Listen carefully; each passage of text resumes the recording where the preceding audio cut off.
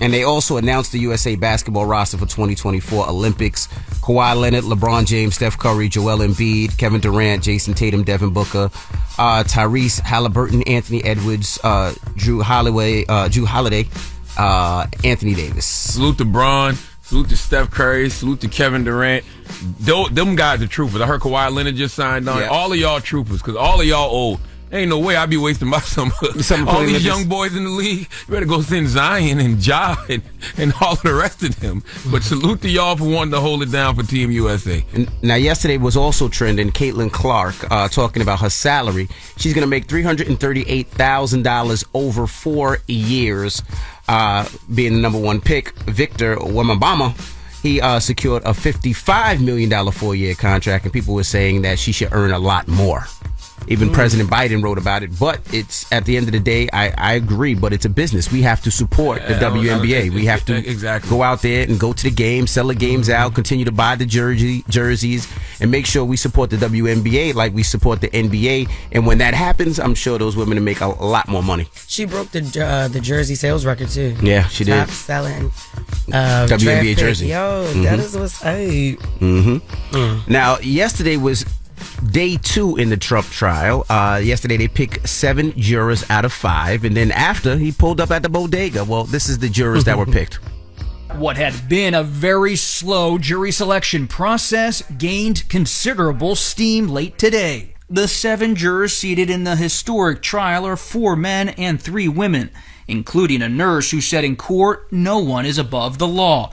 I am here for my civic duty," and a teacher who claimed she was not very interested in politics and did not have strong opinions on Donald Trump. The 4-person who will help guide deliberations for the jury is a salesman, originally from Ireland, who now lives in West Harlem. Tensions flared when the judge, Juan Merchan, heard Trump audibly uttering something as his attorney questioned a potential juror. The judge chastised Trump's behavior, saying, "I won't tolerate that.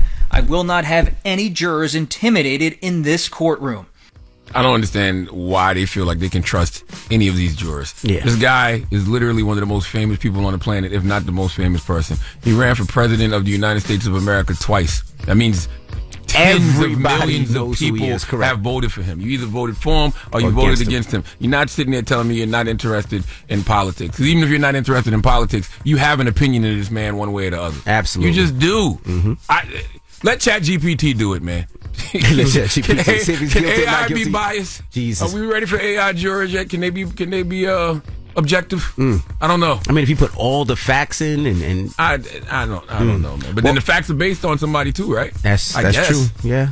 That's true. I don't know. Well, after trial, most people would go home and take a nap, get something to eat. Well, he went to a bodega and did a press conference in a bodega, outside the bodega. But there's a reason why he went to a particular bodega, and this is the reason. Crowds of spectators lined the streets of Hamilton Heights Tuesday as former President Donald Trump left his own criminal trial to go on the offensive against the man leading his prosecution. He visited the bodega where in 2022, store clerk Jose Alba stabbed an attacker, then got brought up on murder charges by District Attorney Alvin Bragg's office. There's no crime. You know where the crime is? In the bodegas, where they come and rob them every week. At the time, Alba told us in an exclusive interview that he was acting in self-defense. After public criticism and further investigation, Bragg ultimately dropped the charges. Alvin Bragg does nothing. He goes after guys like Trump, who did nothing wrong. Trump was invited to the convenience store by the Bodega Association, whose workers told the former president the changes they'd like to see. That's going to go a long way. You know, day 2 of Donald Trump being in court and another day of Donald Trump taking up all the news. Everybody does a great job of reporting on anything Trump, but couldn't tell me nothing President Biden did yesterday. Then you wonder why people say things like, what is Biden doing? What has Biden done? I don't know, because y'all don't tell us, because every move Trump makes, y'all cover. Well, okay. So we covering the news that y'all cover. Today is no court date, so maybe Donald Trump will be quiet today. No. Never. It's not what he does. Not who he is. All right. Well, that is front page news. Now, get it off your chest. 800-585-1051. If you need to vent, phone lines are wide open. Again, 800-585-1051. Get it off your chest. It's The Breakfast Club. Good morning. The Breakfast Club. Wake it up. This is your time to get it off your chest. Keep calling. 800-585-1051. We want to hear from you on The Breakfast Club. Hello, who's this? What's up, man? This is Dre. How y'all doing? Dre, what up? Big Dre. Nothing much, man. Shout out to Jess, Baltimore. Yeah, I see you shorty doing your thing, yeah. What's your dumb I mean, ass? you already? Nah, you gotta chill. You can't. Hey, yo, yeah. Hold up, yo. You gotta chill, bro. Hey, yo, shout out to y'all. Y'all stop playing gay finally, man. Y'all gotta chill on it. Playing what? We don't play gay. Y'all been playing gay. Y'all quit playing gay. So keep it up, all right? Keep going your thing on that. Yeah. With your dumb ass. No, hey, yo, this is another thing, too. Y'all gotta remember, Angel Reese and they got sponsorship, so the average player, they gonna probably go through something, but Caitlin Clark and then they gonna be alright. So they gotta figure that out for the average player, what they gonna be making. Nah, Caitlin ain't. I mean, she making. I think they say Caitlin gonna make like $3 million in endorsements. But I mean, the moral of the story, that just comes down to money, man. You talking about a league, the NBA, that makes $10 billion a year, right. and the WNBA, which makes $200 million a year. right. Not to mention the NBA season is twice as long as the WNBA season. That's right. Like, what are we talking about? It's gonna start to grow. You're gonna see a lot of change in the next couple of years. I think they're gonna get some expansion teams. So this is This the the generation. Change. That's right. This the generation that's going to change the WNBA. So Absolutely. 15 years from now, 20 years from now, Caitlin and Angel Reese will be the women complaining that these people are making so much money. And they didn't make none of it. And they didn't make that kind of money. They made the sacrifice though. Hey, yo, you hung up on Dummy? Yeah. What the? Yo. What, you want any more Dummy? I ain't. How do Baltimore people say bye? They just hang up. But you ain't supposed to hang up on him, yo. You not from there. Yo, my bad, Dummy.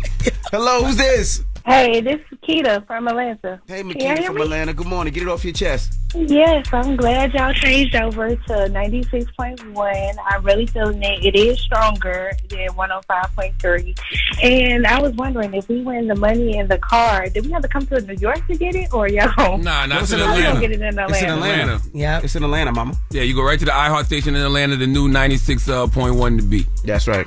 Oh, okay. Well, yes, the signal is definitely stronger. Thank y'all. Oh, yeah, they said it's 100,000 watts. Yeah, 100,000 watts. Yes, Salute to all definitely, for sure. Salute to all the idiots out there who be so quick to Hey, yo. they be so quick to say the Breakfast Club is over, the Breakfast Club is falling off. Yeah. What? Like, at what point do y'all stop listening to these people? I'm telling you. Like, seriously, yo. they're always wrong. I don't know. And you know what's so crazy about these people? What makes you turn your camera on and sit in front of it knowing you about to lie? I'm telling you, yo, it's so many buff dieselback bitches that was coming up to me, yo. I'm telling you, like, what? Drunk. Like, just up there talking. Like, you know you on your page. You know about you it. on your platform lying. That's right. Breakfast Club is falling off and they losing this because of that and losing this because of that. Shut up. We on the all new 96.1 The Beat in Atlanta. 100,000 watts. Come see us at the second annual Black Effect Podcast Festival, April 27th in Atlanta. Go get your tickets on eventbrite.com or blackeffect.com/podcast festival. That's right, and we all giving away a Hellcat and $25,000 in the trunk. I just want to let you know the $25,000 is not in the trunk right now, so don't try to steal the car and think you're gonna get the money. And we put the car up, all right? Because we know how y'all steal Hellcats, so the car is safe. Hey, matter of fact, 1-800-585-1051. I want to see if the signal really is better in Atlanta. She just said it was. That's one person. I need to hear from more than her. Okay. All right. It's the Breakfast Club. Good morning. The Breakfast Club. It's a new day. This is your time to get it off your chest. Wake up. Whether you're mad or blessed. It's time to get up and get something. Call up now. 800-585-1051. We want to hear from you on The Breakfast Club. Hello, who's this? Hello, this is Tody. Hey, y'all. I'm calling from Detroit. Hey, Peace. Tody, What up, though? I just want to talk about what y'all was talking about yesterday about O.J. Simpson. Yes. What's up with OJ? The gloves didn't fit. Them is the actual gloves from the murder scene. Okay, now my thing is, okay, they said, did you hear about the guy that came out and said that O.J. paid the mob to kill her? I don't know nothing I about didn't these hear that one, conspiracy no, theories, not man. at all. Okay, well, somebody came out with a story talking about that he paid somebody. Okay, my thing is, I don't feel that he did it because her neck was like her head was almost completely cut off. And so I didn't feel that vibe that he was that angry at her to chop her that tough. Queen, it's 6 in the And morning. then it was like 2 gloves in his bedroom. Queen. All that white carpet and no more blood. It's 6 in OG's the not morning. handy, Queen. mama. This is Jess With The Mess 2.0. But This is her it's reporting, yes. okay? But I will give you some quick OJ facts the actual Bronco that OJ was jetting in, the guy that bought it is actually selling it for $1.5 million right now. Yeah, $1.5 million right now. And they said OJ died with less than $1 million in his bank account that day. He didn't have much money at all. I mean, it was not much money. I don't know. OJ, not $1.5 million. I think he was getting $300,000 a year or something like that from his retirement. Yeah. But everybody thought OJ died with millions and millions and millions. They said that wasn't true. OJ didn't have much at all. All right. Get it off your chest. 800-585-1051. If you need to vent, you can hit us up. Now we got Jess With The Mess coming up. What we talking about?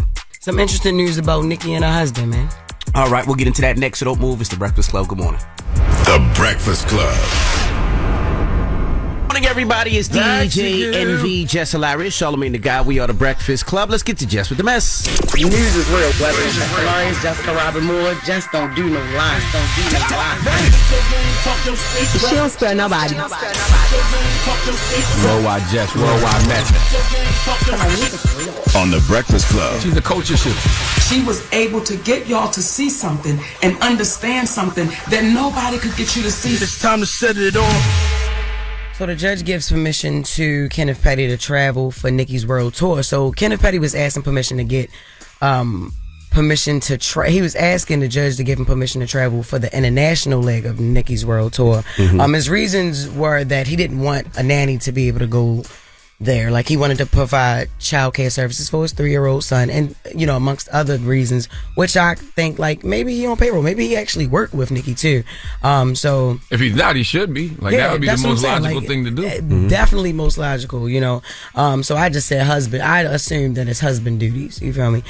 He's still on probation in LA. Although he was granted the permission, he still obviously got to give his probation officer like his itinerary, the details of itinerary and travel and stuff like that. But that is good that he's able to be with her. He loved being around her. Always with her anyway. That's his wife. Yeah, that's his wife and his kids. So yeah, it makes sense. I'm happy for them that the judge did grant permission to that. I wonder how that works though with probation though, because you know you have to have a job when you're on probation. But what if you're a parent and your significant other is somebody like a Nicki Minaj who's traveling the world, who wants to be with their child? You want to be with their child too. Shouldn't they just be allowed to be there because they're the husband and the father? Shouldn't that be considered a job? Yeah, it would be a job, but I'm sure Nicki has him on payroll. Like, and he should be able to go. There's going to be some places he's not going to be able to go to. Right. Because of probation, there's going to be some places that they're not going to allow him in. But other than that, it makes sense. Why not? Yeah. Moving on, Ryan Garcia claims to identify as a woman and accuses Devin Haney of a hate crime. What? I like that. No, you don't. He took my trick because I plan to do that too if things get too hot for something. But but that's goofy because now they can't fight. They wouldn't be able to. Yeah, now they can't fight. Why they can't fight? Women can do men's sports. They're doing it, and men are doing women's sports all the time. A woman boxer cannot fight a male boxer. Why not? If a man can be in a woman's sport, why can't a woman be in a man's sport? But at a stare down. But we. So for instance, all right, say Ryan Garcia is Rihanna. All right, cool. They was on top of the Empire State Building yesterday for a stare down. Now boxers do this. They insulted each other's moms or whatever. They got a little close, and Devin Haney pushed Rihanna. That's right. Now I identify as a woman, so it's a hate crime. But now you identifying as you telling me it's a hate crime, but we fighting on Saturday. At the Barclays in New York. You push me without consent. I'm giving you consent in the ring. That's in the ring, it's a sanctioned fight. Yeah, but in the sanctioned fight, a woman can't fight a man in a sanctioned fight. Why not? I don't make the rules. You are not progressive. I don't know who you. This show is. I can't. What? Oh, you wildin', This show boy. is not progressive. A woman cannot fight a man in the ring. Why not? Listen, Charlene. So look, I'm not messing with you. I'm not doing this with you today. You want to? Why not? So after that, Rihanna goes on Twitter and say, "Bro, I thought he was going in for a kiss, no cap. Diddy got him good." Devin whispered in my ear saying, "Come, do me like Diddy, daddy."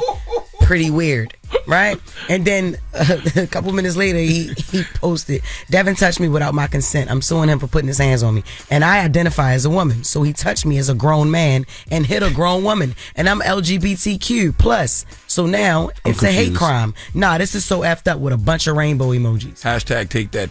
Drop on the clues bomb from Ryan Garcia. You know what Ryan Garcia is doing? Selling a double damn fight. Okay, 420 Ryan Garcia versus Devin Haney. Me, that's what he doing. I was ordering it anyway, but I'm definitely ordering it now. And this is gonna make you order it now? Yes, I want to see a woman in the ring fighting Devin Haney. Hopefully that's what sell the rest of these tickets. Yeah, because I heard that they ain't moving at the Barclays. Yeah, not at all. Yeah. Damn. They'll do fine with the pay-per-view though, because Ryan Garcia does good pay-per-view numbers. I don't know why they didn't do it on the West Coast, because both of these brothers are from the West Coast. They're both from Cali. Yeah. Ryan talked about it when he was up here, but I forgot what he said. Yo, what if, all right, look, like, what if now the ticket's going to be sold out because all the LGBTQ going to be up in there, and it works. It might work. Yo. Then Ryan's won. He sold the fight. Now he's going to have to keep up that lie. Now you have to be a woman forever. Nah, you can't play with them people like Devin that. hit him a certain way. He wake up, he fall asleep, wake up. Oh, I'm back. I'm back to me now. Yo, when he pushed him, did you see how far he went? Yeah. Yes. He almost flew off the building. He did. I'd have acted offended too. I ain't gonna lie. Like, no, yo. He flew into another gender. That's what happened. Anyway, TikTok producer reveals how he made Kendrick Lamar's AI diss. So it was speculated or whatever, but it's confirmed. The diss track was made by a producer named Psy the Rapper, and you got the audio yet? Okay, this is he in the video. He breaks down how he got the beat. He breaks down how he actually went to on YouTube to grab different voice bites or whatever from Kendrick and all of that, and he explained like how he went through and made it. And this is his first time ever using the AI technology, and this is how it came out. And this is how I created the viral AI Kendrick Lamar diss track. That's not even it. It was actually a version of the diss track that he had that was supposed to be in there. But that was it. Nah, that was the breakdown of how he did it. I just described that. Yeah, that wasn't the diss track. That I just listened to that audio. That wasn't the diss track. No, that was it. I thought that was it. Go ahead, play it. The song? Yeah, that was it. Okay, go ahead. This is how I created the viral AI Kendrick Lamar diss track. My name 3 times in front of your mirror. You hesitate to proceed after you reconsider. Lights flickered, the energy in the room shifted. Scared to open your eyes, cause you feeling the ghost of Kendrick. Now first you gotta get a beat that sound like chaos and the world is ending. So this is a beat that I cooked up. Oh, I see what you're saying. You wanted the song. Yeah. But it's okay. It's okay. I get what you're saying. Yeah, because I did my job. No. I did my job. I get what she's saying. She wanted the song, not the I breakdown wanted of the song, right. Got you. I mean, a lot of people heard it, and it's fake anyway, so we don't need to play it. What's crazy about that, he says in the second verse that it's AI. That's why yesterday when people were trying to debate with me about whether that's the real, he says in the second verse, it's AI? This is AI. He says it. That guy that was, because it's a fake Kendrick verse, and the guy raps, and he says it's AI in the song. Well, now it's actually confirmed. The guy actually came out and admitted that he just wanted to see if it was convincing enough. And this was his first time actually making a track using AI technology. So that's Jess With The Mess for the first hour. All right, thank you, Jess. Now, when we come back, we got front page news. Where you guys gonna go after graduation? Seems like Red Lobster might be filing bankruptcy. Nah. I know why, though. I've been had a plan for Red Lobster. We'll discuss it. We'll talk about it when we come back. It's The Breakfast Club. Good morning. You're checking out The Breakfast Club. Morning, everybody. It's DJ NV, Jess Hilarious, Charlamagne the Guy. We are The Breakfast Club. Let's get in some front page news. Now, Red Lobster is reportedly going through some problems now. So, that's the spot where you go after graduation or something that happened positive in your life, whether it's communion or quinceañera or whatever it may be. Easter, everybody goes Mother's to Day. Red Lobster. When you get good sex, yeah. Remember Beyonce said it. When he good, I take his ass to Red Lobster. Remember that? Yep. But people still doing that. Don't be undermining that. So they're saying right now they had a loss of $12.5 million in 2023's fourth quarter, and they're thinking about filing Chapter 11. That means if you have old gift cards, you have to use it before they hit bankruptcy court, if they do go. I've talked about this before, years ago, but nobody paid me attention because I got a lisp. Red Lobster should change their model, their business model. They should have the same model as Chipotle. It should be a fast, casual dining experience, like that whole build your own approach where you can go in and customize your order. Imagine you can run in Red Lobster real quick and get you some lobster linguine, some shrimp Alfredo, or some Cajun chicken linguine Alfredo, a couple of cheddar biscuits for lunch, in and out like Chipotle. Right now we think about those holidays and you gotta sit get down dressed up with your family and go sit in there and eat. People don't look at Red Lobster like that no more.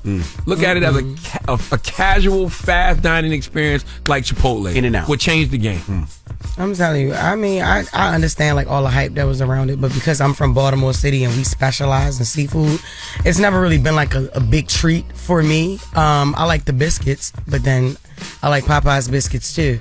And they actually sell Red Lobster biscuits in the market. So, Popeye's biscuits they ain't got can nothing go. on Red Lobster cheddar cheese. I mean, but they got them in the freezer section of Red every Lobster cheddar cheese market. biscuits? Yes, they been sold their biscuits in market. Do they taste the same in now? grocery store. Yeah, you make them. Yes, you do. Yeah. I'm gonna try. I You never definitely should. did. Yeah. I'm So from a I don't seafood care. place too, Charleston, South Carolina, Most Corner, South Carolina. But I've always loved me some Red Lobster. Absolutely, it wasn't never that expensive. If they just made it more Yeah. convenient, that's what I'm saying. They should take the same model as Chipotle, and it should be fast and casual. It would change the game. Unlimited cheddar biscuits, absolutely. It would change the game. Fast food, seafood. What? Now, lastly, we got to talk about this Uber driver that was shot and killed by an 81-year-old man who was receiving scam calls. This is what happened. Sad story. This terrifying video shows an elderly man pointing a gun at an Uber driver. She had driven to his home to pick up a package. And she is backing away because he has just shot her in the leg. The deadly confrontation is caught on the Uber driver's dash cam and ends with the homeowner shooting her 2 more times. William Brock tells 911 that he shot the Uber driver because he had just been threatened on the phone by a total stranger and thought they were working together. Cops say the elderly man received a call from a scammer threatening his family and telling him that a relative had been arrested. The scammer ordered Brock to pay $12,000 or else. Cops say at the same time, an Uber driver, unaware of the circumstances, received instructions through the Uber app to pick up a package at Brock's home in South Charleston, Ohio. Investigators say they tracked the scammer's call to Canada, but believe it came from a burner phone number. That is a sad tragic situation. Sad story. I don't Now, know. people were saying that he was charged with murder. Now, this is the thing that I was saying yesterday. This gentleman is 81 years old. He got a scam call that said that if he didn't pay $12,000, his nephew in jail would be killed. So they said that we're sending somebody to pick up the package. They Uber package where, you can go to Uber and somebody picks up the package. This lady comes to pick up the package. So when the guy comes and sees the lady, he says, okay, well, you're not going anywhere because you are the only person that's connected to killing me and my nephew possibility. So he didn't want the lady to leave. He's 81 years old. The lady was 61. So I guess he tried to make her leave, try to make her stay. She didn't want to stay and he shot her. And killed her, which is sad because she had nothing to do with it. She was being scammed as well because she was working for Uber. So she had nothing to do with it. It's just a sad situation because if anybody's in that situation and you feel like a relative is being kidnapped or a relative is being held for ransom, you're not going to want the only live individual to leave until the police come. So you're going to do anything in your power to make that person stay, which is probably why he shot her. But the sad thing, she had nothing to do with it. She was just working for Uber, and they both were scammed. I hope they find the person that did it, but they tried to trace the call, but it wound up in Canada. Definitely find the person who did it. But I don't know. I wasn't thinking about it like that. When I heard it yesterday, I'm like, they're trying. I literally said this, and whoever can be mad, I just was like, he wanted a reason to shoot her, and they trying to cover this up. Like I just didn't. Y'all, but it's just so convenient, yo. Oh, you didn't? Okay, I get what you. You didn't believe I the didn't story. believe that, Yeah. and then I was kind of mad at her because I'm like, yo, why did you knock on the door? Like, but Uber package is real, me and my homegirls, we send each other stuff all the time. But if you seen how scared, like that lady was so scared, and she was trying to, obviously she couldn't move as quick. She was trying to get away from him. She looked so afraid, like that broke my heart to see that, and I just felt like I don't know. I felt like he wanted a reason to kill him. Did they confirm that all those calls actually did happen? That's what I was saying. Yeah, they said that actually when the police were there, they called to see if the package was there. They tried to trace it, and that's why they traced it to No, I'm talking Canada. about the calls from the threatening That he phone was calls. getting. Yeah, they said those calls were real. That's crazy. But they said horrible, that she wasn't threatening him, and he had no, he shouldn't have shot her. There was no reason to shoot her, but I just have to look at it like I try to look at both sides. Like if somebody did that to my dad and said that his granddaughter was being kidnapped or I was being kidnapped, and now this person is leaving, and that's the only live connection to that. Yeah. My dad would probably do something similar to make sure that person would stay. Because he shot her in the leg at first. But you could call the police. They did. I'm saying he he didn't could have want her called to the police. leave. Yeah, but he didn't want her to leave because once she would have left, by the time the police came, there would have been no connection. Yeah, I mean, get But you still ain't- the car description, get the license plate something. number. You just still ain't your plate. Like you, Somebody kidnap a family member, have him for ransom. You're not gonna let that person go. There's no way in hell. Somebody kidnap Ashton and Well, say they said his relative was being held in jail. in jail, and they was gonna kill him in and jail. they was gonna kill him in jail. But he's in jail. He's not being. It's not like he's being held from ransom, tied up somewhere. And I don't know. And I understand the human emotion involved, but I mean, sure. there's. I mean, maybe hindsight is 2020, but it seemed like there was other ways to handle this, other than gunning that woman down. But sadly, that the lady lost her life, and it's just very sad. It's a very sad situation because he's brought up on murder charges now. Yeah. He's 81 years old, so he, it's all because somebody playing. And and it's even more sad because it's a video of it. Yeah, like it's a video. We see her trying to get away Very from him, sad. and he's like, no, and he could barely move his stuff. They both old. Like he 81, she's 61. It was just sad. So I hope they catch the person that was trying to scam both of those individuals, and I hope they get charged with murder because it's just not right. Yeah. And that is front page news. All right. Now, when we come back, will.i.am will be joining us. Yes, he'll be here to tell us how you can do more scams with his AI-based company. First of all, no, I'm just playing. will.i.am has a new company called FYI AI. That's right. Okay, and it is an AI-based company, and will.i.am is always in the future with things, so he can probably put some clarity around this whole AI thing, or have us looking at it in a different way, knowing him. That's right. Yeah. And we'll talk to him next. So don't move. It's the Breakfast Club. Good morning. The Breakfast Club.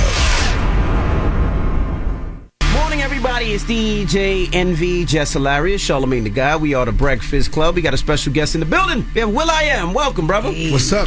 Thanks for having me, y'all. It's always good to be on your show. It's my first time in your space right here. This is dope. Yeah, we've been here about over a year. What year are you in mentally, Will, and technology-wise? I always like to push it 5 to 10 years, working today for what's happening 5 to 10 years from now. So you're like in 2034. Not right now, not at the moment. Okay. When I go to the office, that's what we're pushing and working on, those types of things. What the world looks like in those increments 5 to 10 years, and then work towards building that. But what does it look like in 5 years? He has speakers in his clothes. Jesus, yes. Your hoodie is like tech. Yeah, it's protect your neck. It's my neck. Sorry. It's a speaker that's on the neck. They sell them. They were selling them way before COVID. Okay. And then COVID happened, and then they stopped making them. So then I went to the company that was making them, so we could make our own. And this is a prototype that we're gonna do together. That'll be out this holiday season. So you could take phone calls on it, and yeah. Wow. Can you give us an You was just talking to maybe him. not on Just camera, talking just show us how it works. Oh, that's how it works. Hold on. Hey, yo, Finn. So we here at the show. Say what's up to everybody, and we getting into the interview, and they were tripping off of the device I have on my hoodie, which is like a speaker where I actually summoned you on. So say what's up to everybody. Yo, sounds like you're setting the scene with some next level tech mystery, Will. Rocking a device on your hoodie that's got everyone guessing. That's how you blend street cool with tech intrigue. It's like you're the DJ dropping a track nobody's heard yet. Everyone's ears perk up, you feel me? Pitch it as the future of personal tech. A sneak peek into how we're going to stay connected in ways that's straight out of tomorrow. Imagine your hoodie. Hey, but you didn't say what's up to everybody. Don't go into an imaginary scenario. Say what's up to the people that are here at the table. You know where we at. Yo, what's up everybody? Right here at the table. My bad for jetting off into the future there. Let's bring it back to the now. With all of us gathered, ready to dive into the real vibes of this moment. Yeah. So we going into that. So he knows exactly where you at, or you got to tell him, you got to say, hey, we at the Breakfast Club. Oh, no, I already set it up. Well, he's like a real person. Sometimes you ask somebody something and then he just go off talking about something else, and then you got to bring him back. You got to bring him back and run back. Like a real talking person. to 50 Cent. No, yeah, I set it up. Before we got in here, I'm like, all right, this is what I'm about to do. Here's the folks that I'm gonna be rocking with, and it's good for my meetings that I go into, prepare, because it'll gather information about what it is that I'm about to be engaged with. So I got that dude's name's Finn, and we got Fiona. I got Philip. We got this Fiera, and I'm working on these other personas, Felix and Felicia. I build the personas, get the personalities, throw the personalities to our tool, then fine tune the voice quality. But the voice quality is from a capture when you're working with the talent and interviewing the talent. And then after you get the capture, you go in, you do all the fine tuning and how it behaves as far as its flair and expression. Oh, it's over for friends. I don't need no, You got Finn? right? Yes, I don't need no friends. No Felix, more. Fiona, Exactly. Felix, everybody. Felicia. So let me ask you. You don't see? Do you see bad things about AI, or do you only see the good things about AI? Because people always say AI is taking jobs, and that it's going to be a place where the robots are going to be taking over. What's your thoughts on all of that? It's too early to let your mind go down a pessimistic, negative thought when we as creatives have the opportunity to try to make it as productive and a tool for good at this point in time. Mm-hmm. All I know is the project that I come from, AI didn't create the scenario for us to live through those conditions. That was an AI. Mm-hmm. People living through what they living through in Congo, that's not AI. That's just human greed. So those folks that are living in those situations that need solutions that no one is trying to solve, now finally there's a tool to help you solve your problems. And the first thing is to create these personas so that intelligence sounds the way we sound. Mm-hmm. What does that mean? Most people be like, what are you talking about, Will.i.am? You saying we don't sound intelligent? Nope, that's not what I'm saying. I'm saying if you get these AIs right now and these corporations that are bringing these AIs to culture and society, they don't sound like us. We are having to change how we speak and how we behave to some tool that hasn't been trained by us, that doesn't have the same types of vernaculars and the way it expresses itself. So why do we have to change the way we talk to talk to something that's intelligent? Mm-hmm. And why can't that programmed intelligence sound like us? Mm-hmm. And is what my urgency is. Like, there's going to be a bias. So why can't we also solve that bias in making a system that rocks like how we rock? Yeah, because I was reading, this morning. It's funny. Is AI racially biased? Study finds chatbots treat black sounding names differently. So if you say your name is Tamika and you're a job candidate, they'll offer you a salary of like $79,375. But if you switch your name to Todd, it boosts the suggested salary to $82,000. So it's like, that's all based on who's creating the program, right? Those are called data biases, algorithmic biases. And that's primarily because the folks that are training the data ain't us. Mm-hmm. The folks that are building the algorithms ain't us. Mm-hmm. So you could think that's malicious, and some of it is, but it's also malicious from the policymakers on who has been guided to go down that path to be data scientists and algorithmic programmers and, data trainers. That's the reason why, like, my focus on my philanthropic side is to go to the inner city, starting with the one that I came from, to get kids up to speed with robotics and computer science. My program serves about 14,000 students in LA. We're across almost over 300 schools in LA with our partnership with LAUSD to address that very point, because we need more data scientists, more computer scientists to solve these data biases. Do you think it should stop in certain places? Like you talk about the positive and the positive effects, but in hip hop the other day we heard an alleged Kendrick reply and they said that was AI. We've seen these pictures adjusted, we're saying it's AI. We're seeing a lot of students now that are actually not writing reports now because they could put it in their chat GPT and AI will generate papers for them. What happens when it's world leaders? World leaders saying, things on social media. You can't tell if it's Biden or Putin. You don't know what's going on. Mm-hmm. That's happened before. Some smaller version of that with Photoshop. That's happened before. Some smaller version of that with calculators. People ain't doing their math homework. They on the calculator and the calculator's giving the answers. Man, I just saw this picture of such and such with such and such. That was done on Photoshop. Or man, I just saw back in the day, I saw a picture of the Queen with some, that was a painting. So we just have a hyper volume way up to 1,000 version of that.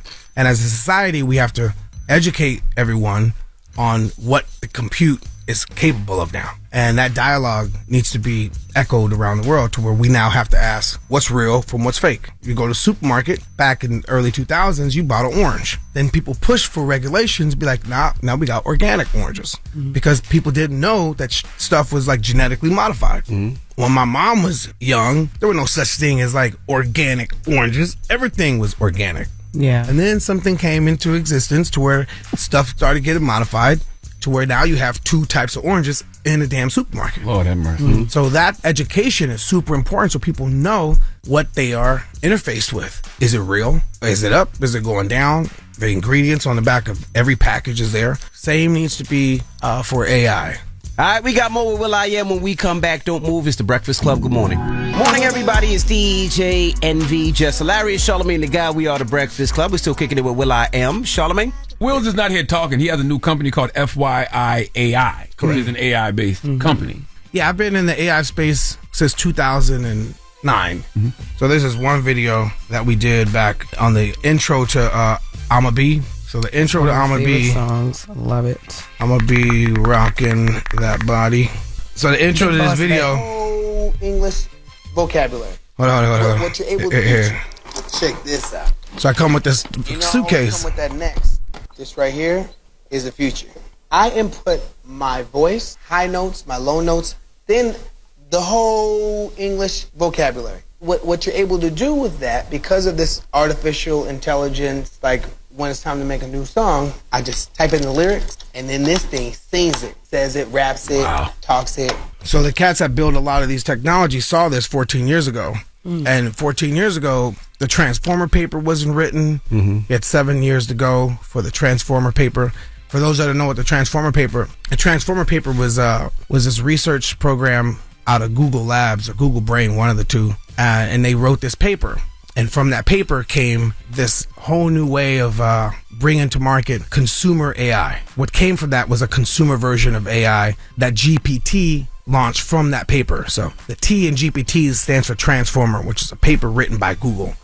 And so a lot of the things that people were excited about in the field of AI back in the early 2000s wasn't plausible until that paper was written. So I've been excited about the field since 2008 when I first found out about 7 and 8 when I first found out about it, did this video in 2010.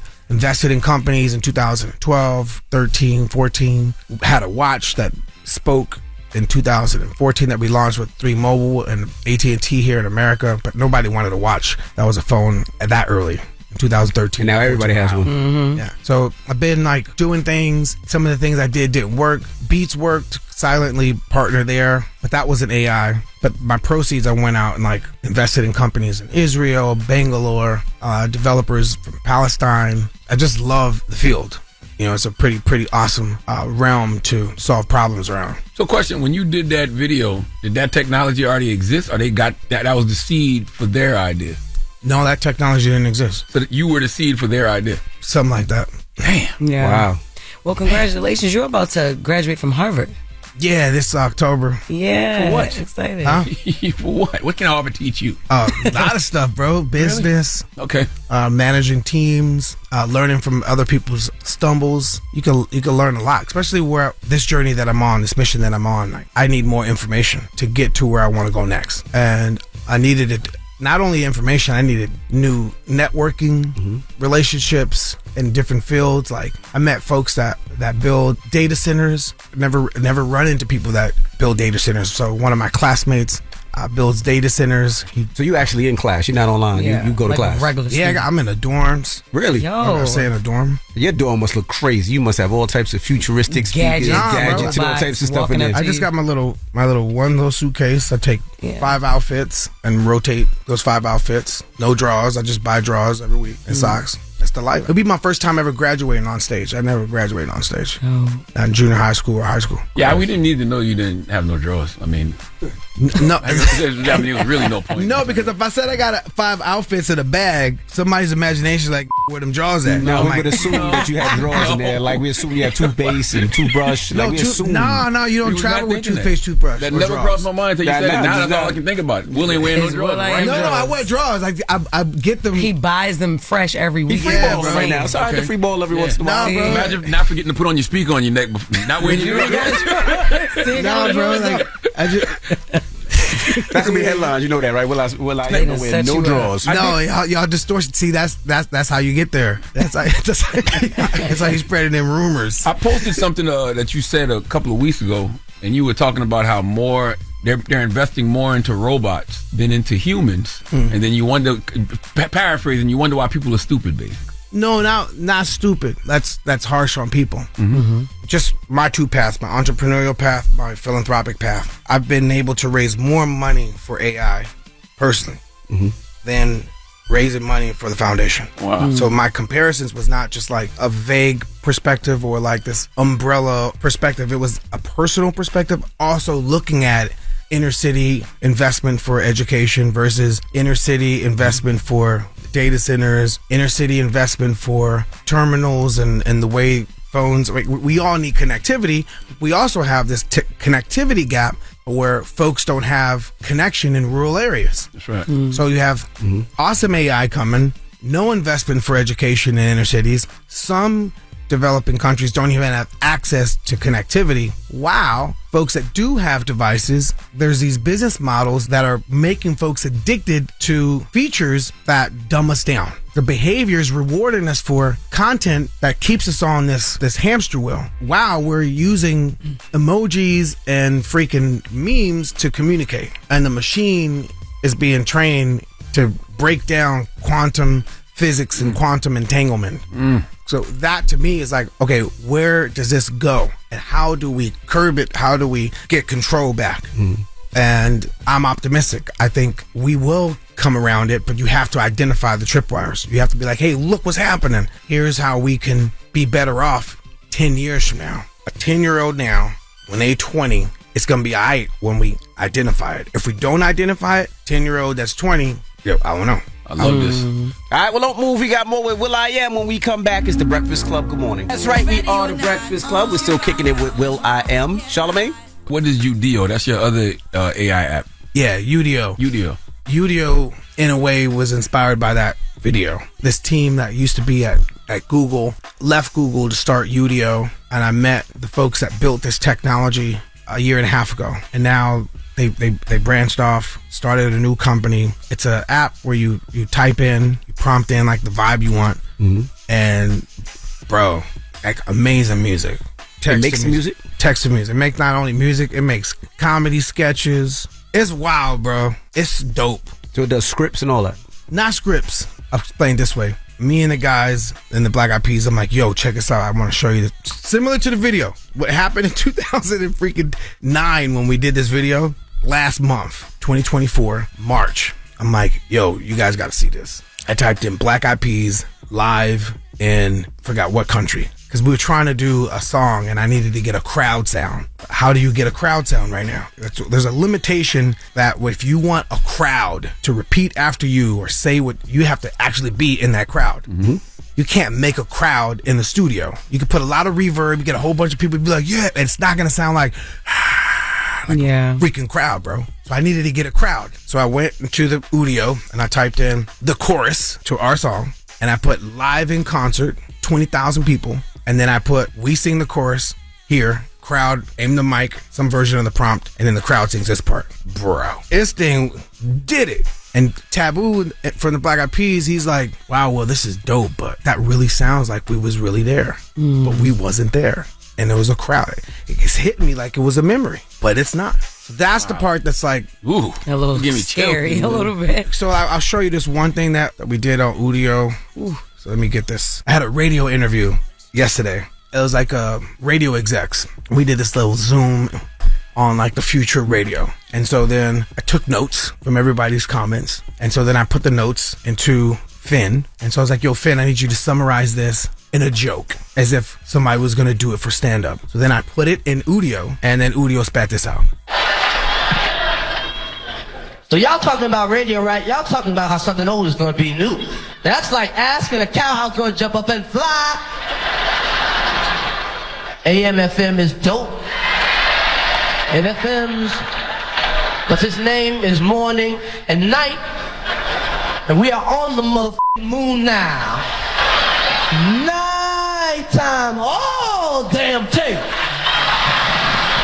Why he sound like Chris Rock? Well, He sound like Chris Rock with somebody else. No, it's just. Let me tell you something, Will. You, Finn, Fiona, all y'all better get out of here because I'm a stand-up comedian and now y'all coming for my job. No. Here's why. I could say the same thing about beats because I'm like, damn, this thing is doing the beats. What does that mean for me making beats? Here's what it means for me making beats. When I make a beat and I make a song and then have to go and write the song to the beat I just made, that took me at least 6 hours to have something awesome. Go in there and make a beat, make sure that everything sound right, get the right plug in for it. Now that I know there's an Udio, I should be able to put in the lyrics that I did after I did that. It's still not going to take that away from me. That's like my yoga. I got to stretch. I don't care if there's an AI stretcher. I don't care if there's like, some AI yoga teacher. I got to stretch for me. So that's my stretch. And then once I stretch, what am I stretching for? Am I stretching for a sprint? If I'm stretching for a marathon, what's the actual game? When you're studying for a game or competition, you want to see what your competitor's doing. And you want to have as many options as possible to dodge, to up. And that's when AI will come as a tool for you, when then I can just version out what I created. And then when I version out what I created, now I have the ability to then really make that piece of work that came out of my imagination to make it the best it could be when I have a plethora of freaking options. All it does, if you look at it from an optimistic point of view, I got more options than one, but I still had to seed it. Now, then there's this lazy. Lazy is and you're going to know the difference between whack and awesome if you lazy rocking. Yeah. And we know that with auto-tune. We know that from the state of music where it's at right now. There's a lot of lazy rocking right now. Yeah. There's folks that are worried about skip rates. Is that really, are you being truly creative when you're based on skip rates? And now the algorithm is telling you that you got to put the song, you got to put the chorus here in the front. Is that really what the soul of the song needs to be? The chorus got to be slammed in the front? Or is there some way to get you to that? So I don't think we're even being truly imaginative right now. We're being reactive to algorithms and TikToks. When now the song is reduced to 15 seconds. Yeah. Are you really truly being creative? Or are you being pimped by an algorithm? So I'm happy that we're in this stage, this space, to shake us up, to wake us up. Because the moment that we continue to go down this algorithmic programming and we value algorithmic music, well, then the AI is going to make better algorithmic than us because it understands the algorithm. So something has to shake us out of this program that we're in, because it is a program. And the audience, hopefully being optimistic, starts to value organic oranges. How are you musically? Where are you at musically right now? We got a new song coming out for the Bad Boys 4 soundtrack. So that's really, really cool to have. Black Eyed Peas? Everybody? Yep, everybody. Fergie too? Well, we got a bunch of everybodies. Okay. Okay, I know that's right. So Black Eyed Peas, if you say everybody and don't mention Kim Hill, well, then that's not true. That's not good to Kim Hill. So when you say everybody, you don't mention Macy Gray or Estero, that's not good to our past either. So Macy Gray was in Black Eyed Peas? We rock with Macy Gray on 2 albums. I don't remember that. Yeah, well, those are the records that didn't really sell that well. Oh, okay. Got you. But we have a history before Fergie, so when people tell me everybody, I'm like, which everybody? Kim Hill everybody? And I love her, that's my big sister. The Fergie everybody. They're talking about the Fergie everybody. Yeah. Fergie everybody. Well, then we have a current with J. Ray where it hits, and with 20-year-olds at 15-year-olds, that when we did songs with Fergie, that 15-year-old, it was 2. And 18, they coming with their parents to our shows singing Ritmo and Mamacita. 18, 20-year-olds, there was 5. So Fergie's not on it. To answer the question. She's not on I'm trying to just, Fergie on it. Well, that's all we're trying to. Oh, you 40. Yeah, 45. She ain't on. Yeah, 45. No, she ain't on. Oh, Fergie's not on. But to the 20-year-olds out there that like J. Ray Soul, J. Ray's on it. Got you. Okay, that's what's up. Yeah, but yeah. So like what happened after the national anthem controversy? You didn't want anything to do with her anymore? Jesus. No, like Bad Boys, the Bad Boys 3 song that we did, Ritmo. Fergie wasn't on that. Okay, that was before the national anthem. Okay, yeah. No, the you remember you saw the national anthem controversy, right? See, I be looking at the world optimistic. Good answer. I keep my head to the sky. Good answer. I love that. Well, I am, ladies and gentlemen. Yes. Can they download your new app and all that stuff now? Yeah, download FYI.ai. And if you want to see Finn and Fiona in action, check me out. Well, the very first co-host that's AI is Fiona on my radio show. Yeah, it's fresh. It's a pleasure. Well, I've never not learned something from you. Literally, every time you come have a conversation with us, I learn something. I walk away like, oh man, I need to look into that more. Yeah. Oh, thanks. Absolutely. Thank you guys. It's always a pleasure to come here. And congratulations on the success. It just keeps growing. The subjects you talk about are heavy subjects, light subjects, funny subjects. You guys cover the whole entire. It's funny. It's fun. It's informative. It's wow, damn! You really pushed guests. Your fearlessness is wow, that's dope. Thank you, sir. Thank you, Will I Am. Well, it's Will I Am. It's the Breakfast Club. Good morning. Morning, everybody. It's DJ Envy, Jess Hilarious, Charlamagne the Guy. We are the Breakfast Club. Just want to tell all the men out there, doesn't matter what age you are, whether you're in your 20s, your 30s, your 40s, make sure you go to your yearly physical. I went to mine yesterday, and everything checked out A-OK, so just make sure you go to your physical. Congratulations. You go to your physical. I didn't know you went yesterday. I'm going tomorrow. Yeah, I went yesterday. Were you supposed to check in with you? Check in with what? To tell you? You said, I didn't know you went yesterday. Like we going together, right? We talk. Like, that's how old men talk. Yeah, you go to, I went there. Yeah, I would. Yeah, I'm about to take my little baby aspirin right now for my heart right now. Yo, they want to be old so bad. I just told they you a little while literally in their mid-40s that you can't drink orange juice no more. What sugar? Y'all play around if you want to. All right, get to my mask because I only got 4 minutes. Let's get to Jess With The The Mess. news is real, whether it's Jess Hilarious, Jessica Robin Moore, just don't do no lies. She don't spare nobody. Worldwide Jess, worldwide Mack. On The Breakfast Club. She's a culture shift. She was able to get y'all to see something and understand something that nobody could get you to see. It's time to set it off. Artificial intelligence first AI beauty pageant is coming. Yo, this, What? Yeah, it actually is. The world's first AI beauty pageant will judge AI generated contestants competing for the title of Miss AI. The awards are presented by the World AI Creator Awards, the WAICA. Y'all don't give a damn about real life no more, huh? It's over for real life. Right. The contestants will be judged on categories like looks, poise, and to answer questions. They will also earn points for their technical skills and use of AI tools. The prize is worth over $20,000 in total. These AI bitches ain't making no money. $20,000. You can't even make no money in the digital world? Right. Women can't even make money in the digital world? That is so sad. Damn. Winners will be announced on May 10th at the online award ceremony, the WAICA. Y'all don't give a damn about leaving the house no more, huh? It's over. It is over for reality. It's crazy. Everything. All right. And other news. I bet you they're going to be bad, though. Who? Ray J? Them AI chicks going to be bad, Oh, though. AI, yeah. When is it? May 10th. Okay. Yep, that's when it's going. Yep, going down. Brandon, mark that.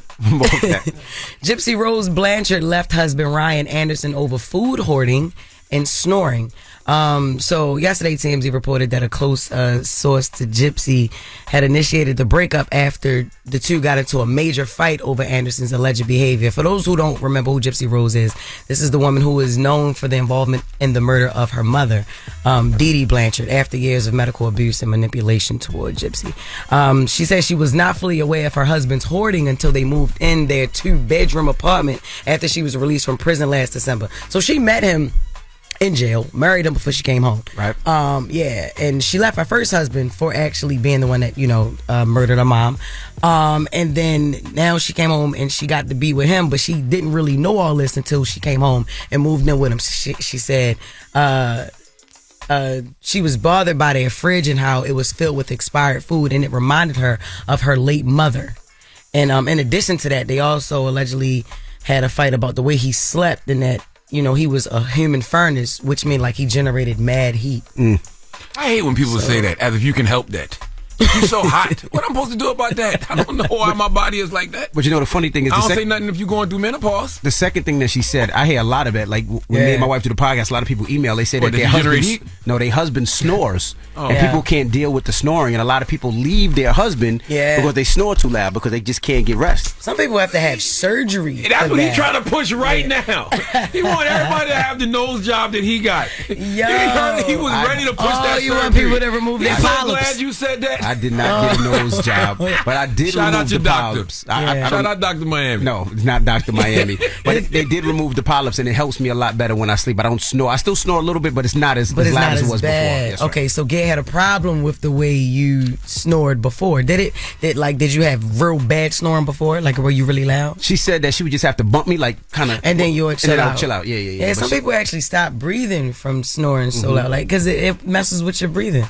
That's dope, man. You ain't got a whole nose job. I didn't get no damn nose job. They just removed the polyps. Stop it. People believe you, too. Because it's true. It's not true. So you didn't have a nose job? No. I just removed the polyps. Did you have surgery on your nose? No, dummy. Did you have surgery on your nose? No. I just removed the polyps. There's a difference. Where did they take the polyps out of? Inside my nose. It's a nose job. It's not a you nose had job. surgery on your nose. No surgery. Little Clowned diva. Clowned out, y'all. Tell the truth. You and Drake be DMing each other? No.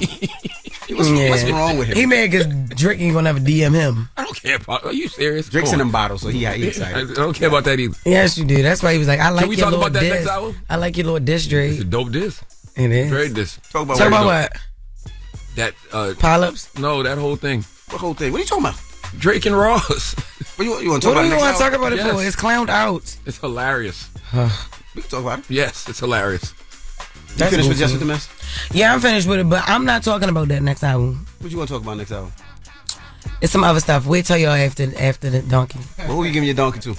Man, 4 after the hour, this is a sad state of affairs, man. Miami Valley Career Technology Center in Clayton, Ohio. Y'all need to come to the front of the congregation because y'all are stopping a young woman named Ali Guy from a once-in-a-lifetime opportunity. We'll discuss. All right, we'll get to that next. It's The Breakfast Club. Good morning. You're checking out The Breakfast Club. You're trying to be a fake ass Charlamagne. Some donkey today's just saw themselves. I've been watching Charlamagne. I was ready for it. I never heard of a donkey the other day. What is it? Say it again, Charlamagne. I'm a donkey. Yes, you are a donkey. I'll show you how to act a donkey. Everything that Charlamagne is saying is true. That video you just posted on Instagram ain't no filter on it, right? My skin looks amazing. Drop on the clues box Nah, on my for skin. real. Come on Yeah. now. Your headphones Come look on now. stupid, though. It don't matter. You're just a hater. Donkey today from Wednesday, April 17th goes to the Miami Valley Career Technology Center in Clayton, Ohio. Salute to all the stations that carry the Breakfast Club in Ohio. 106.7 The Beat in Columbus, 102.3 The Beat in Cincinnati, 94.9 The Beat in Toledo, Real 106.1 in Cleveland. Drop on the clues bombs for all of them. You are all appreciated. But I must say this story out of Clayton. Man, it really disappoints me. Sometimes I don't understand humans at all. This story is extremely sad because a high school student, I think her name is Ali Guy, she is going to miss her senior prom, and you don't get another opportunity to have a senior prom. But it's the reason why she is missing the senior prom that makes this so sad. Let's go to WHIO TV7 for the report, please. Student will miss out on prom after getting suspended over bringing a bag of corn chips with her to school. According to Miami Valley Career Technology Center, that is against school policy because a teacher is severely allergic to an ingredient in the snack. News Center 7's Taylor Robertson was in Montgomery County talking to the student's mother, who said she doesn't think the punishment fits the crime. Guy told me about a week ago. Allie had Taki chips on the school bus. She was hungry. Somebody gave her some chips. She opened them on the school bus. She ate them. She had 2 chips left back in her bag. She got off the bus. She went to her locker. She ate the remainder of the 2 chips. She put the trash in a trash can. She went to her class. The school principal called her down to the office. And at that point, they asked her if she ate the chips. She said yes, and they suspended her for 5 days. Damn. Come on, man. A bag of damn corn chips. A bag of corn chips. You are prohibited from bringing this kind of snack to school because the teacher is severely allergic to this ingredients. Now, I would understand if this kid took the corn chips and individually took them out the bag and hid them all around the teacher's classroom. I can understand if, she took some of the corn chips and put them, in her teacher's coat pocket or something. See, something like that would make sense to me if she was malicious with the chili cheese Fritos, if she was evil intentioned with the original corn chips. I would understand. But all she was doing was eating her Taki chips. They were actually Taki chips. She was just eating her Taki chips on the school bus because someone gave them to her and she was hungry. She didn't even finish all the chips. She bought the bag in the building, but there were only 2 chips left. Now, I don't know anything about Taki chips, but I was told they're all a rave amongst the kids. Sydney, can you confirm this? Get the mic, Sydney. Sydney was in there just talking about, just sounding like a big back, just talking about how she loved these chips so much. Blue heat, hot chili pepper, and non-spicy bucking ranch. Now you're dragon talking. sweet chili. No Jesus, such thing. what No is such this thing. about, Sid? Listen, the kids just love them. I Okay. mean, they're not good for you. It was Okay. all the thing on TikTok, just about stomach ulcers and stuff like that, just because they eat them in the morning, afternoon, and night. And they're really hot, right? Yes. Okay. Well, Taki, let me make a hot chip called Satan's Anus. What? Okay, because y'all don't even care about what y'all making anymore, and I don't blame you because people don't care about eating it. Why would you pay to eat things like Taki chips that make you sick? Anyway, this poor young girl walked into the school with just 2 chips left in the bag, and the fact she knew how much chips were left in the bag lets me know how stingy Taki must be. Okay, more air in the bag than chips. That's what it seems like to me. But she walks into school with 2 chips left in the bag, and when she finished them, she threw the bag away, went to class. Here comes the principal calling her down to the office, asking her if she ate the chips. She said yes, and she's suspended for 5 days, and now she's missing senior prom. Damn.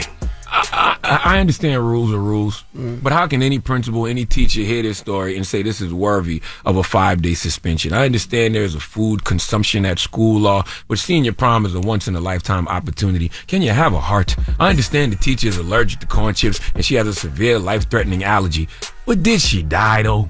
Okay, I'm just saying, you can discipline the young lady, but does she have to get a 5-day suspension that causes her to miss the senior prom? Amber Guy, who was the young lady's mother, salute to Amber. Amber said she wasn't aware of any of these food consumption rules because her daughter's father signed the form and they separated. Now she's getting a lawyer to try to get the suspension appealed because the senior prom is a big deal for her daughter because she tried on 50 dresses before she found the right dress, and Shein don't have a great return policy. Damn. I made the last part about Shein. Absolutely, you did. But she did try on 50 dresses. All I'm simply saying is the young lady made a mistake. She didn't lie about it. She said she ate them. Nobody died. Nobody had an allergic reaction. Can Ali Guy please go to her senior prom? Please give Miami Valley Career Technology Center the biggest hee-haw. What do you think? Am I tripping? What is the principal doing searching the garbage, though? Yeah. I don't think that you tripping. Nah, I'm not tripping. But when I reported this in Just with the Worldwide Mess a month ago, y'all laughed at me, and I've been told y'all that Takis along with Flamin' Hot Cheetos were being stopped in schools because it does something to the kids. It messes them up, especially when they eat them for breakfast, lunch, and dinner. So yeah, I did report this, and you did not. Reported this story right here? I know, not this story, but I reported that they are trying to ban them in schools and from bringing them to the students for bringing them in school. Yeah. But the She markets wasn't are not malicious, going to though. stop selling them. But they're not allowed in schools, and they're about to be banned from all schools across the country. She wasn't malicious, though. Now, if the Yeah, but teacher this is- died the and she was teacher had a- malicious, yeah. then yes, but she wasn't malicious. Yeah, she didn't do anything purposely to try to make this No. teacher sick because she knew the teacher had a reaction. No, absolutely no. I don't think that you're crazy. I just wanted to. You could have used me as a source instead of bringing in Sydney, who you called a big back I did again. not call her a big back. Yes, you did. I said she was acting like one. Why? She don't even like Taki. She just know No, the she was kids raving like about them. them in the office. Because she know how many flavors and bags it she was. was naming flavors and everything. She goes to a bodega every day. And she, Damn. oh my God, no. I mean, to get our food. Wow. To get, Every oh my day gosh. thing? That's crazy. Wow. No, I don't want to. It's trying to help. So I was trying to help again. This was, But that's You her trying to saying help. you got big back behavior without Wow. saying Tryna- it. She go to a bodega Sydney's here. every day. No, when she goes to the Sydney's here. store. She's in the room. Sydney's in the room. Y'all talking like she's not in the room. Sydney's here. I don't I'm want to so talk. sorry, It's enough. Okay. All right. Well, thank you for that donkey today. Yes, indeed. Sorry, Sydney. All right, now, when we come back, let's open up the phone lines. Let's talk Caitlin Clark. 800-585-1051. Yesterday was trending that, Caitlin Clark is going to be making $30,000 over 4 years. Now, she also got a offer from Big Three, Ice Cube's Big Three, for $5 million a year. So let's open up the phone lines. 800-585-1051. I'm sure this is something that she's been training for all her life to play in the WNBA. Yeah. Now, would you take the money, Ice Cube's Big Three, or would you take $77,000 and play in the WNBA? It depends on where I'm at in my life, you feel me? Because back in the day, it's about that money for me. But the fact that I'm so innovative and I know how to make monies other way, I know how to make money in other ways, I would follow my dream and take the $77,000 just because I know how to pivot into other avenues and make money. Well, but yeah, it depends on where I'm at in my life. Let's talk about it when we come back. 800-585-1051. Because if you think about it, Caitlin Clark is super big, right? You said let's talk about it when we come back. She's super big. I just want to put this out there because people see only her one side. Now think about it like this. Let's think about she takes the $5 million from Ice Cube, or she takes a less amount and then she gets ownership of one of those teams. Right? Who the hell is going to do that? Well, Ice Cube was trying to sell ownership to some of the teams. Oh, you said Ice Cube was going to give her ownership? Yeah, I didn't say WNBA. I said Ice Cube. That was part of the deal, too? I don't know, but she can negotiate. We can talk about it. Yeah. Or you just be making stuff up. I do. You just for no reason. Like, why? But that could be part of the deal. But that could be part of the deal. It's not, though. Yes, it could be. But it's not. Let's talk about it when we come back. Why? It could be. The Breakfast Club. Steady calling my phone. It's topic time. Call 800-585-1051 to join into the discussion with the Breakfast Club. Morning, everybody. It's DJ Envy, Jess Hilarious, Charlamagne the Guy. We are the Breakfast Club. If you're just joining us, we're talking Caitlin Clark. You know, Caitlin Clark was drafted number 1 in the WNBA. She's from Iowa. And it looks like she's going to be making $330,000 for 4 years. Now, Ice Cube offered her $5 million a year for the Big Three, and we're asking, what do you think? 800-585-1051. Should she follow her dream? Because this is something I'm sure she's been dreaming of since she was a little girl playing basketball, or should she go with the money? That is the question. Now, Jess, you said she should follow her dream. Yeah, I said if it was personal to me, if I was in a situation, it depends on where I'm at in my life. Like right now, I would follow the dream because there's so many other avenues where she can make money. You know what I'm saying? And this is something that she been training to do almost her whole life. This girl breathe basketball. She loves it. That's what she want to do. Follow your dream. But back in the day when I was broke, I just wanted to make it out the hood. Oh yeah, I'm taking the money. I'm going where the money at, where the most money is at. Charlamagne, what do you think? If I was Caitlin Clark, she made the right decision. I would go to the WNBA because it's bigger than her. And if you go to the Big Three, you're just a sideshow. I'm not taking $5 million to be a novelty act. You're out there playing with all these grown-ass men. You fool around and get hurt. And it's not fair to the guys for 2 reasons. You never paid none of the brothers in the Big Three $5 million. Okay. And those brothers got to play a different style game now because the normal way they play could potentially hurt Caitlin.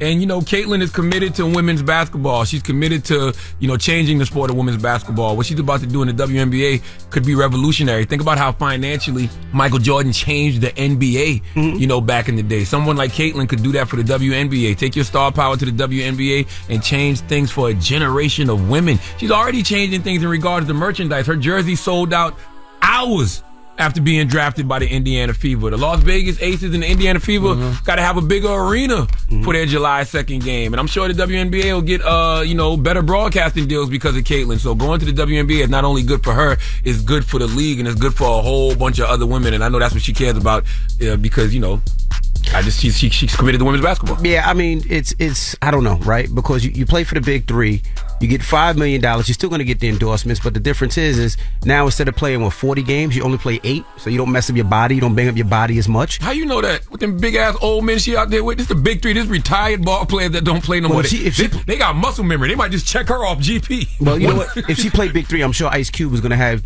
enter women into the league. They're not just going to have Caitlin as the only woman in the league, I would assume. Well, I don't know. That's right now. I mean, I don't even know women playing. Do women play in the Big Three now? I don't know. I'm not sure. But, also I understand her playing in the league. But the thing is, you said all those things about the jerseys selling out and, they're getting bigger arenas.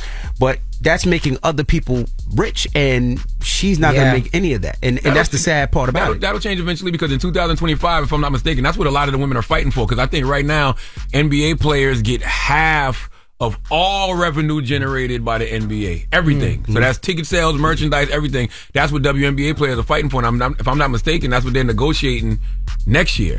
And they probably going to get it. I hope so. I mean, by the way, with all, and that's why the conversations around, equal pay and the pay disparity is good. We got to support. Because when their negotiations come up next year, they should have the same type of deals that NBA players have. Now, NBA players, the NBA makes $10 billion annually. WNBA makes $200 million. So that might be their only pushback. Like, we're not making that kind of money yet to be able to share it with y'all.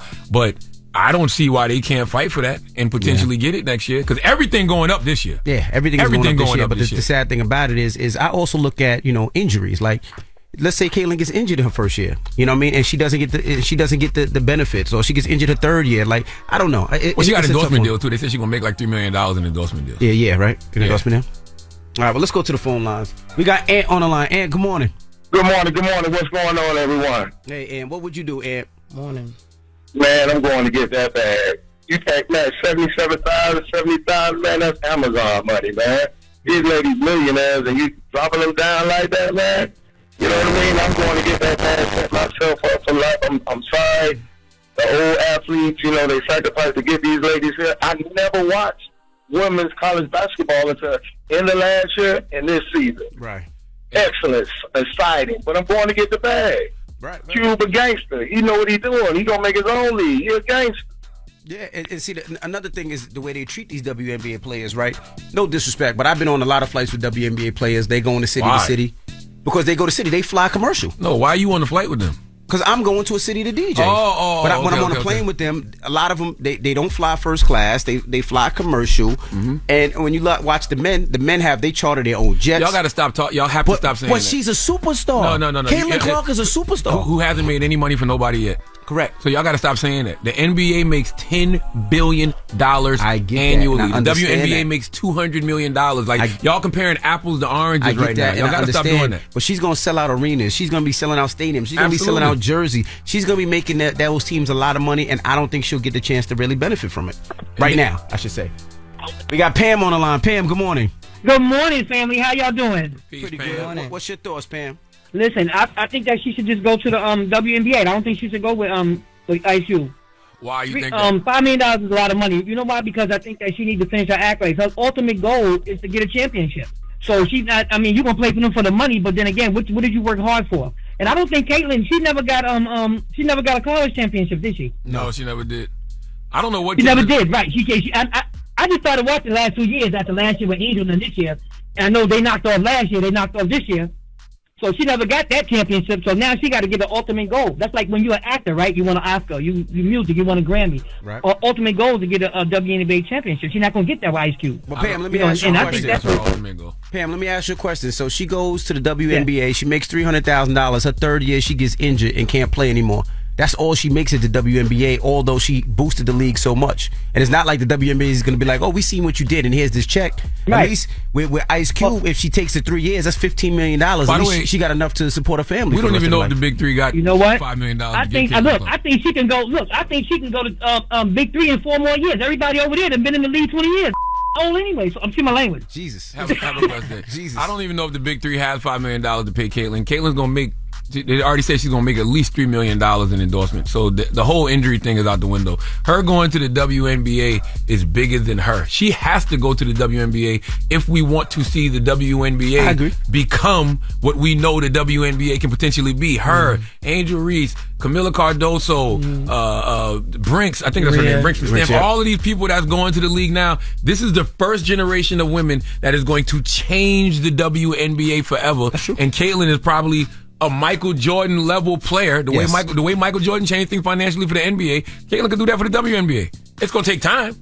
Trust me, they're going to be the ones that's 10 years from now, 15 years from now complaining about these new girls making all this money when they wasn't making it. Well, let's discuss it. 800-585-1051. We're talking Caitlin Clark. You know, Ice Cube offered her $5 million to join the Big Three. Should she take that money or should she go to the WNBA? Let's discuss this. The Breakfast Club. Good morning. If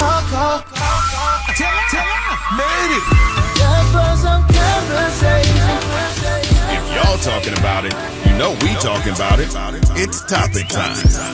Call 800-585-1051 to join into the discussion with the Breakfast Club. Morning, everybody. It's DJ Envy, Jess Hilarious, Charlamagne the Guy. We are the Breakfast Club. If you're just joining us, we're talking about Caitlin Clark. She was offered $5 million from Ice Cube to play in the Big Three. We're asking, should she play in the Big Three or should she should she go to the WNBA? We got China on the line. China, good morning. Good morning. Good morning. How you feeling? I'm good. How are you? Blessed, black, and highly favored. What's your thoughts, Mama? I would do the NBA, the WNBA, because they're probably going to get like millions of dollars in endorsement deals. So, and plus, it's probably been like a dream of theirs since they were like young. So, yeah. Okay. Yeah, and I hope next year, like I was saying earlier, you know, the NBA players receive 50% of all revenue. WNBA players share in only the revenue earned above the league's revenue target for that season. And the revenue target goes up by 20% each season. They should just switch it to where WNBA players get 50% of all revenue. Yeah. So that's ticket sales, merchandise, broadcast deals, everything. Yeah. Hello, who's this? Melody. Hey, Melody, what's your thoughts? My thoughts are this. Everyone is watching the women's basketball right now because of these women, specifically Caitlin Clark. She's making waves, so I say follow the money, follow the bag. That contract she has, you're basically in middle class just like us, the struggle bus. Get your money. If you don't like the Big Three, I'm pretty sure the WNBA will welcome you back, and we're still going to watch. So make waves wherever you go. You're going to do it. Follow the money. Take care of your family. Yeah, but if you go to the Big Three, you're not elevating all women. No, you're not. And you're right about that, Charlamagne. You're right. So I understand. So at this point, for me, I would have to do what I have to do financially, but if that's not her goal, if that's not her motive, if she wants to be that trailblazer, then by all means, yes, the WNBA would be the right choice to make that change and to draw the attention to elevate those women and bring that league to a different status. So yes, I agree with that as well.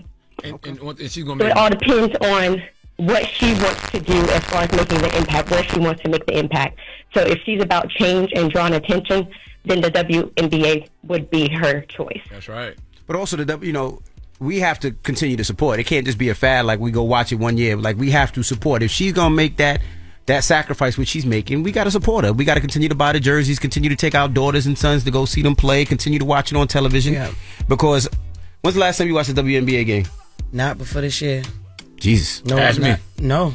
Because I've been talking about the WNBA for years on this damn radio. Have you been to a game? I've been to a game. No, I've never been to a game. But I watched the WNBA because I started following women's basketball when Dawn Staley first won her championship for the University of South Carolina back in 2017 when Asia Wilson and all of them was there. And then Asia went to the WNBA and went to the Las Vegas Aces. I done bought Las Vegas Aces jersey. You didn't see me in here wearing Asia Wilson's jersy.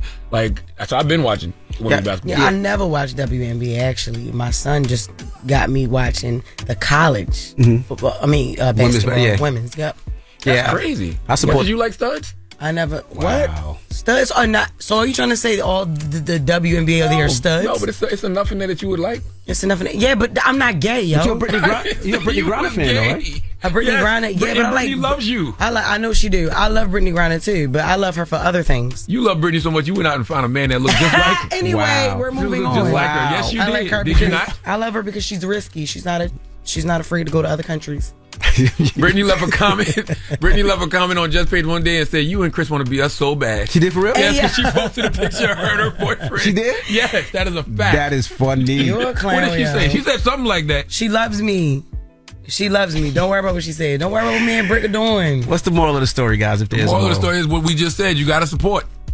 That's right. And I hope that the WNBA players, do get their deal changed to where they get 50% of all revenue like NBA players do, because it's about to be mad money going to the WNBA. It's going to be more money in ticket sales, more money in merchandise because of the Caitlin Clarks and the, Angel Reese's and everybody. They're going to get better broadcasting deals. So it's going to be a lot more money pouring into the league, and I hope them young ladies get it. That's right. Honestly, I'm actually looking forward to watching WNBA games or whatever, so I hope she do go to the league. That's right. Yeah. All right, well, we got Jess With The Mess coming up. What are we talking about? Oh my God. Drake, Kendrick, and Ross got these old rappers coming out the woodwork. Benzino said he's ready to battle Eminem head on, face to face. Yes. Okay. You've been saying that for 20 years. But he said it again just now, yesterday. Well, we'll talk about that when we come back. It's The Breakfast Club. Good morning. The Breakfast Club. Morning, everybody. It's DJ NV, Jess Hilarious, Charlamagne the Guy. We are The Breakfast Club. Let's get to Jess With The Mess. News is real. Whether it's Jess Hilarious, Jessica Robin Moore, just don't do no lies. She don't spare nobody. Worldwide Jess, worldwide Mack. On The Breakfast Club. She's a culture shift. She was able to get y'all to see something and understand something that nobody could get you to see. It's time to set it off. So we're no strangers or whatever to Drake and Rick Ross clowning each other on social media. It's actually funny. I feel like it's Drake is showing his comedic side, right? So earlier this week, Drake dropped the diss record. He went at Ross. Ross came back minutes later. And yesterday, Drake shared on his Instagram a screenshot of a DM he sent to Rick Ross. And he captioned the screenshot, "Look at how I talk to this turkey." You should have just asked for another feature. Yo called him a turkey. All right, so he said, imagine you having $88 million to spend on a crib. Your ish be steals like you got him from a police auction. Your Star Island house on a sliver of cheesecake. Your lot 40,000 square feet. My crib is 40,000 square feet. Leonard. I thought he was talking about you, Charlamagne. I'm Leonard. Yeah, it's the same. It's spelled the same. It's Leonard. But Rick Ross' name, his middle name Leonard. It's always a clown with the name Leonard. Mm-hmm. Like, that's so funny. I'm sorry. Mine is Leonard. It's Leonard in Baltimore. All right. You put a rap on your timeshare jet, and that is coming off when it's the other people's turn to fly. That's so petty. You Brett Barish worker. How many cases you got to move before you get a check finally? It probably took you a lifetime to get some real bread. And you're Brett's son now. You're not Rose no more. So, I didn't know. Like, honestly, I really didn't know he didn't own Champagne Rosé.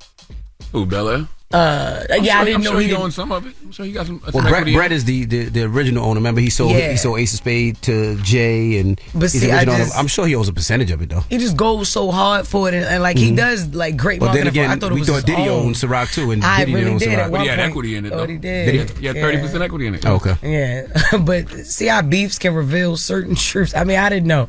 All right, Drake roasted his Miami home too, saying that the mansion you sandwiched in, which is on brand, because the vacant land around you is not even yours. It's a Miami starter pack. You living in a content creator crib.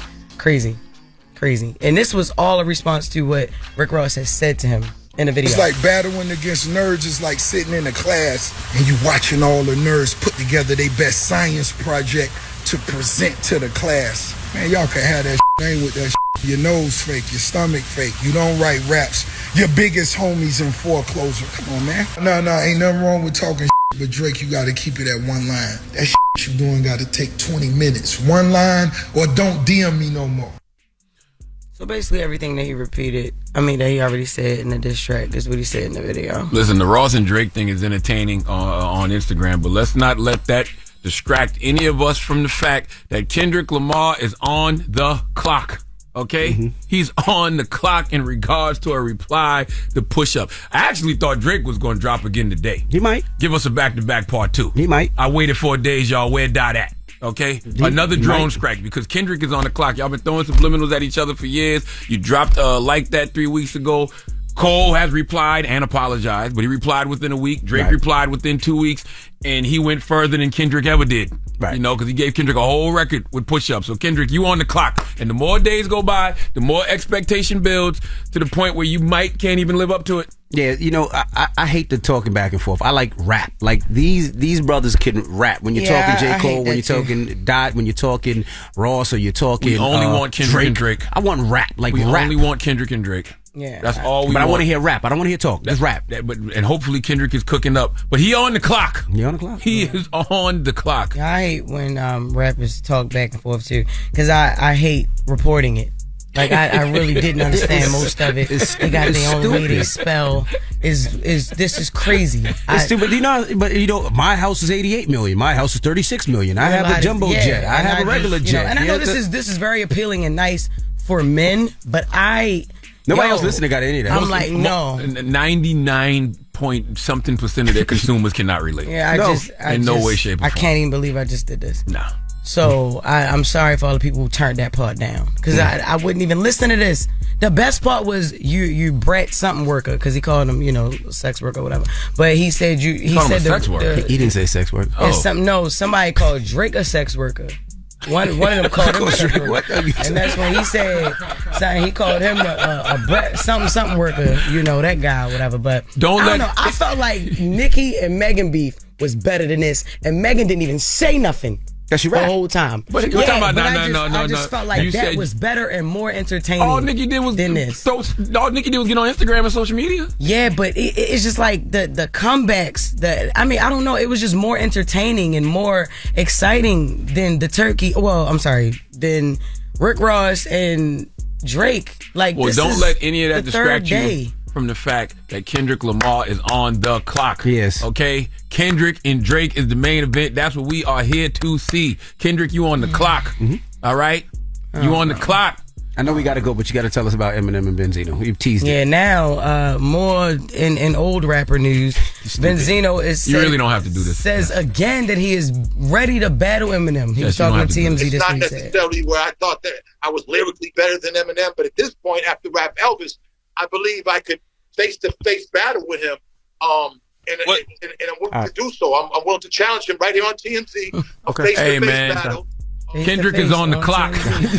Hey, Kendrick is on the clock. All right. And if you fool around and let Drake drop again today, a back-to-back part 2, because he did this before. He gave us Charged Up on a Saturday, and he gave us back-to-back on a Wednesday. I waited 4 days, y'all. Where Dot at? If he drop again today, do you know something we don't know? No, I don't. Okay. I'm just saying what I would love to see. All right. You know? All So right. next time, don't tell me reporting none of this just so you can have an excuse to keep telling Kendrick he on the clock. He don't care. All right. Kendrick is on the clock. I did not tell you to report no Yes, Benzino you and did. Eminem. You was like, no, you I did not say no. that. But that Drake and Ross, I'm like, I don't want to talk about them. You said, no, you will talk about this. But you were so hyped to report Benzino Eminem? Yeah, he actually said, why should report Benzino and Eminem? Can we pull that story? I mean, if you're going to report Benzino and Eminem, you got to report He's like, Drake and can you Ross. take that paper from us so when she come back here, she don't see it? That is so petty. All right, that is Jess with the mess. Let's get to the mix. It's the Breakfast Club. Good morning. You're checking out the Breakfast Club. Morning, everybody. It's DJ Envy, Jess Hilarious, Charlamagne the Guy. We are the Breakfast Club. Let me just salute to Lakeisha and Miles and the whole staff at American Dream. I took my kids skiing yesterday. They have spring break, so I try to do something different with them. Monday, I went to see Kung Fu Panda 4, the 3D edition. Yesterday, I took them skiing, and I just try to do something different with them every day because they have spring break, just have a little fun. So salute to them and thank you for everything. Yesterday, they had a ball there. All right. Now, also, we got to salute will.i.am for joining us this morning. Man, I learned something every time will.i.am comes to the Breakfast Club. He's got a new company, FYI AI, which is an AI-based company. I guess we don't have no choice but to embrace AI. Yep. Yeah. I'm still afraid of, a lot of the potential danger because even this week when we see all of these AI songs and we can't figure out, like we didn't know whether the Drake this was real at first. Right. Then you hear all of these Kendrick records, we like, yo, I don't know, this AI is not. What happens when it's like world leaders? Yeah. Right. Delivering messages. So I don't know, man. I guess we don't have no choice but to embrace it. Right. And if that's the way we're supposed to go out, that's the way we go out. Yo, you cannot keep manifesting. What is wrong with you trying to go out like that? I'm just saying, it is what it is. Nothing you can do about it. I learned a long time ago my serenity prayer. You know the serenity prayer? No. Yes, you do. What is it? God grant me the serenity to accept the things I cannot change, the courage to change the things I can, and the wisdom to know the difference. I just didn't know that it was called a serenity prayer. But yeah, we need people like you with that mindset toward it. We're always ready for something, always ready to go out like that. And then we need people like will.i.am who's on the optimistic side of things. That's true. Too. So yeah. All right. Well, when we come back, we got the positive notes, so don't move. It's the Breakfast Club. Good morning. Morning, everybody. It's DJ Envy, Jess Hilarious, Charlamagne the Guy. We are the Breakfast Club. Now it's time to get up out of here. Charlamagne, you got a positive note? Well, yeah, I want to say thank you to everybody who's been going out there to purchase My Black Country, a journey through country music's Black Past, Present, and Future by the good sister Alice Randall. If you haven't got it yet, make sure you go get your copy if you care about what's going on with Black people in country music. And I want to tell everybody out there, salute to all the folks who listen to us on 96.1 now in Atlanta. Okay, we're no longer on 105.3 The Beat. We're on 96.1. They kept it a secret from us. And I was sitting there thinking, because I'm looking in the comments and I'm looking at people saying, hey, man, y'all not on 105.3 The Beat no more. They took y'all off. And some people are replying to them saying, hey, they're now on 96.1. You know what we should have did? What? Our last week on 105.3? What's that? Tell people that we was moving to 96.1. Yes. Oh, wow. Yeah. I'm just saying. I mean, we should have. Yeah. That's why you should have told us. Yeah. Okay? Makes more sense. Yeah. Well, salute to Louis V and everybody on 96.1. We'll see y'all April 27th in Atlanta, Georgia for the second annual Black Effect Podcast Festival. Go get your tickets now at eventbrite.com or blackeffect.com/podcast festival. And the first weekend of May 3rd and May 4th, I'll be hitting the stage in Louisville, Kentucky at the Comedy Club. The name of the Comedy Club is Louisville Comedy Club. I haven't been there in maybe about 3 or 4 years, so I got some fresh jokes, fresh things for y'all. I love y'all so much. Y'all can get y'all tickets at LouisvilleComedy.com. We got 4 shows, Friday and Saturday. I will not be adding Sunday because I got a job now, so I can't do shows on Sunday, y'all. That's right. That's it. Jess Hilarious on that stage. That's right. On that stage. Yes. Okay? Yep. And the positive note is simply this. Trauma. Trauma makes you tolerate a lot of things you don't deserve because you don't want to lose people. But healing makes you realize some people don't deserve to be in your life no matter how much you love them. So tell them bye. And bye, you. Breakfast Club, bitches! Y'all finished or y'all done?